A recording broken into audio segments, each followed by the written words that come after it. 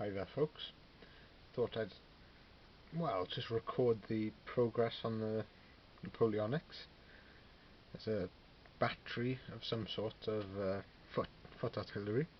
They're all French obviously, and I've uploaded a video containing the Napoleonic collection so far, and that was all laid out on the table there, and we did play a game through, so I went to my dad's house and played a game through of that, and it was really good.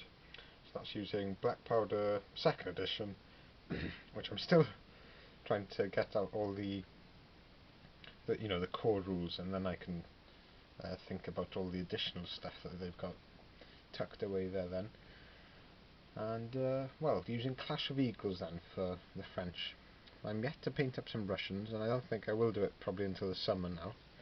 I'm just gonna leave a lot of the painting for now, just paint up sort of the stuff I'm obliged to paint up, like commissions and things, but for my personal collections, that'll probably be it until the early summer, I think.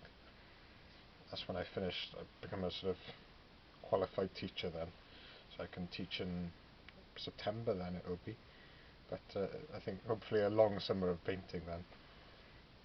But yeah, back to these then. There's just a battalion in the back there of some troops. I have painted up a command stand for them. They're all in the tall bear skins, and you've got the eagle bear and everything. And I hadn't really thought of it before. Do you tend to represent each battalion with eagles or not? I suppose it's down to personal preference, but I don't think there's any need, because it's only the regiment.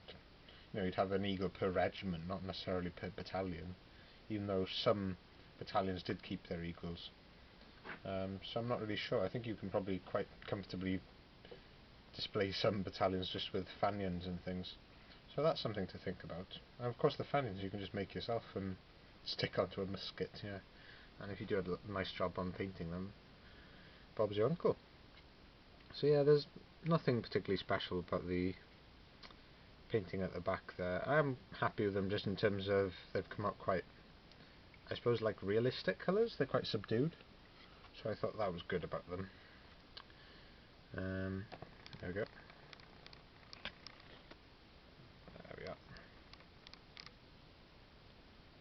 Yeah, nothing. One mistake I did make on them, I gave them brass buttons rather than sort of, I think they had wooden buttons, or just non-metallic finish on them.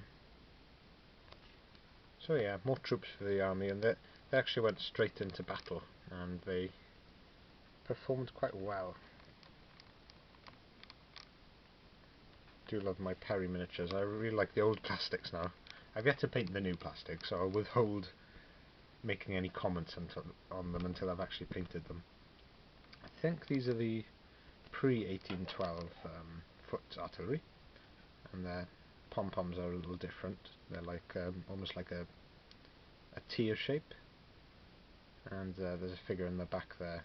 Just I think he's foot artillery, or maybe part of a young guard pack originally, but he's just been painted up as a foot artillery crewman resting. There's two artillery pieces there, and I'm actually representing a battery each, so one piece of artillery is a battery, because the frontage is actually significant. An actual CD comes in at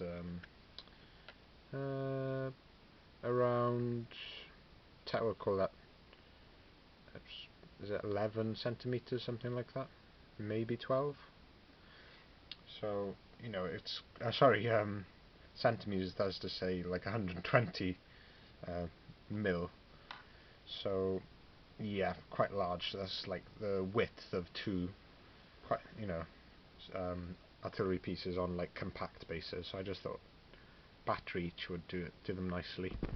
This one is a bit more spectacular, if I do say so myself, just because I crammed it full of crew, and I really liked how busy it was looking.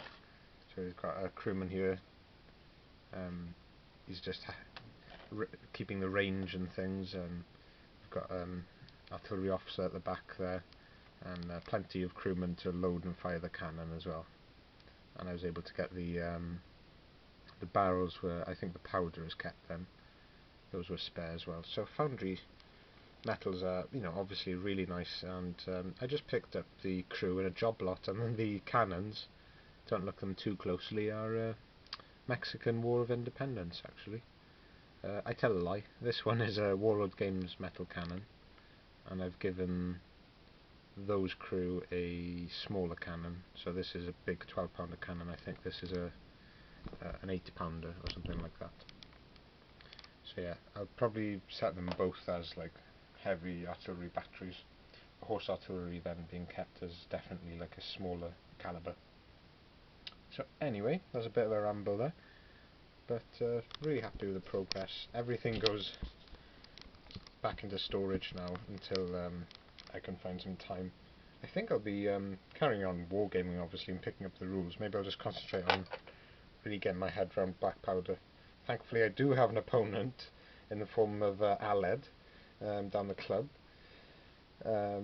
He's going to be collecting Russians, and I think he's already made a start. Some lovely painting from him. He does burn through a lot of painting. He's done the samurai last game we had, and he's very knowledgeable about different historical periods.